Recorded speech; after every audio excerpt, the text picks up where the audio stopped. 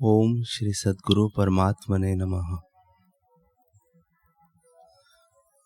श्री योग वशिष्ठ महारामायण उत्पत्ति प्रकरण सर्ग 55।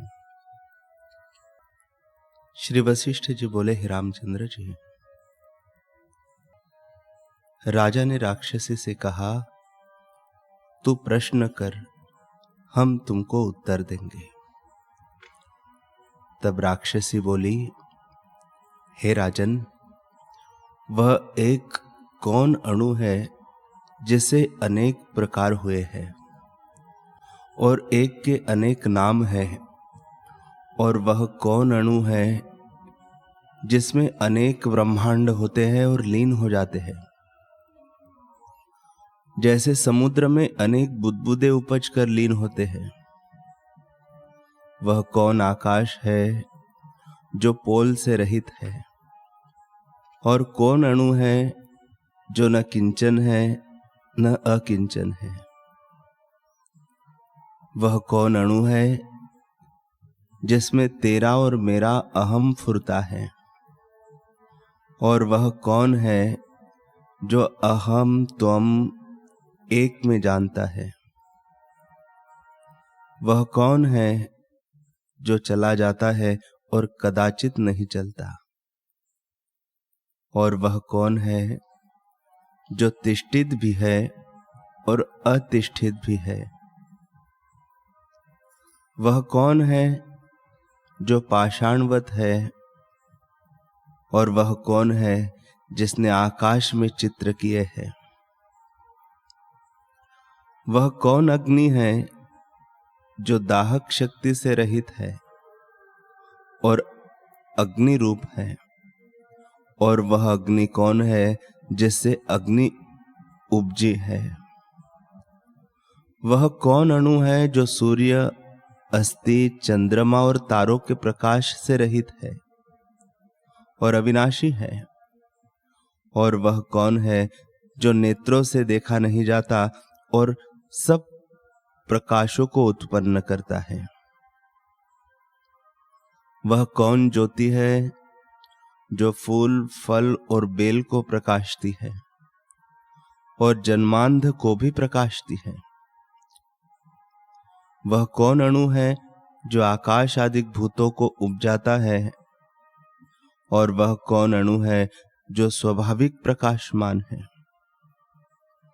वह भंडार कौन है जिससे ब्रह्मांड रूपी रत्न उपजते हैं। वह कौन अणु है जिसमें प्रकाश और तम इकट्ठे रहते हैं, और वह कौन अणु है जिसमें सत और असत इकट्ठे रहते हैं। वह कौन अणु है जो दूर दूर है परंतु दूर नहीं, और वह कौन अणु है जिसमें सुमेरु आदि पर्वत भी समाये रहे हैं। वह कौन अणु है जिसमें निमेष में कल्प और कल्प में निमेष है, और वह कौन है जो प्रत्यक्ष और असत रूप है। वह कौन है जो सत और अप्रत्यक्ष रूप है। वह कौन चेतन है जो अचेतन है, और वह कौन वायु है जो अवायु रूप है। वह कौन है जो अशब्द रूप है, और वह कौन है जो सर्व और निष्किंचन है। वह कौन अणु है जिसमें अहम नहीं है। वह कौन है जिसको अनेक जन्मों के यत्न से पाता है और पाके कहता है कि कुछ नहीं पाया और सब कुछ पाया। वह कौन अणु है जिसमें सुमेरु आदि तीनों भुवन तृण समान है, और वह कौन अणु है जो अनेक योजनों को पूर्ण करता है। वह कौन अणु है जिसके देखने से जगत फुराता है, और वह कौन अणु है जो अणुता को त्यागे बिना सुमेरु आदि स्थूल आकार को प्राप्त होता है। वह कौन अणु है जो बाल का 100वां भाग और सुमेरु से भी ऊंचा हुआ है? वह कौन अणु है जिसमें सब अनुभव स्थित है?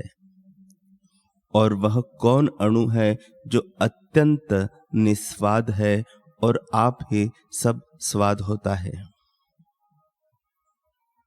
वह कौन अणु है जिसको अपने ढांपने की सामर्थ्यता नहीं और सबको ढांप रहा है? और वह कौन अणु है जिससे सब जीते हैं? वह कौन अणु है जिसका अवयव कोई नहीं और सब अवयवों को धारण कर रहा है? वह कौन निमेष है जिसमें बहुतेरे कल्प स्थित है?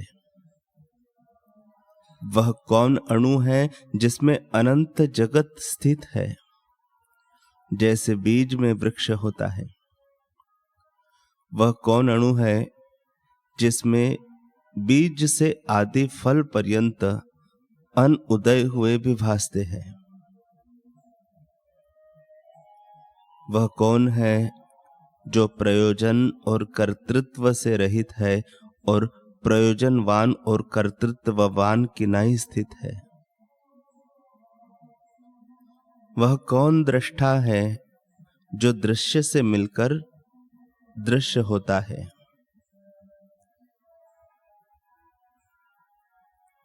और वह कौन अणु है जो दृश्य के नष्ट हुए भी आपको अखंड देखता है?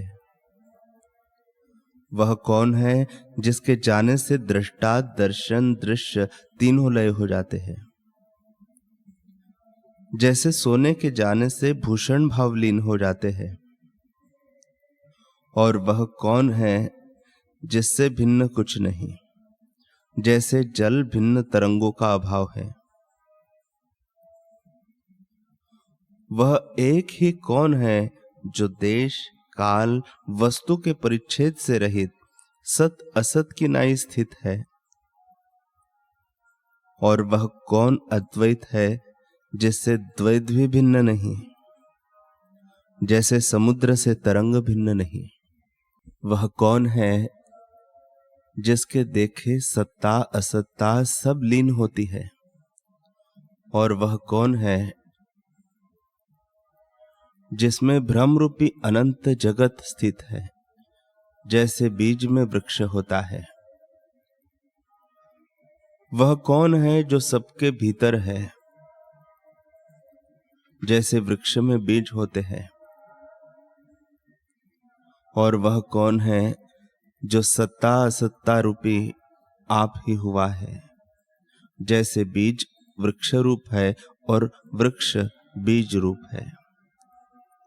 वह अणु कौन है जिसमें तात भी सुमेरु की नाई स्थूल है और जिसके भीतर कोटि ब्रह्मांड है? हे राजन, उस अणु को देखा हो तो कहो, यही मुझको संशय है। इसको तुम अपने मुख से दूर करो, जिससे संशय निवृत्त न हो। उसको पंडित न कहना चाहिए। जो ज्ञानवान है उनको इन प्रश्नों का उत्तर कहना सुगम है। इन संशयों को वह शीघ्र ही निवृत्त कर देते हैं।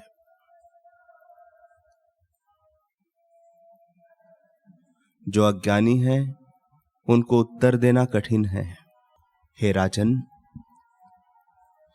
जो तुमने मेरे प्रश्नों का उत्तर दिया तो तुम मेरे पूजने योग्य हो, और जो मूर्खता से प्रश्नों का उत्तर न दोगे और प्रश्नों के विपर्य जानोगे तो तुम दोनों को मैं भोजन कर जाऊंगी और फिर तुम्हारी सब प्रजा को ग्रास कर लूंगी।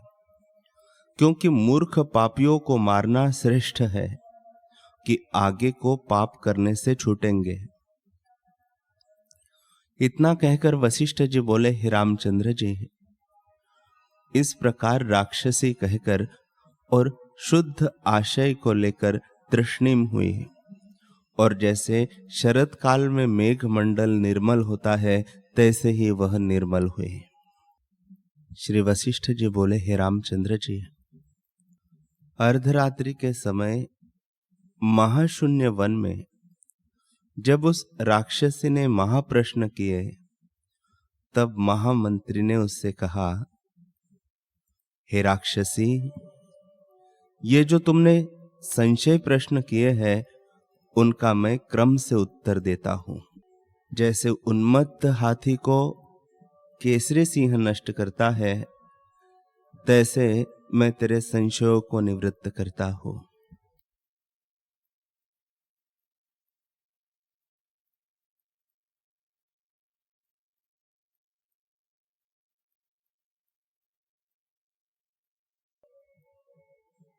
हरि ओम, हरि ओम।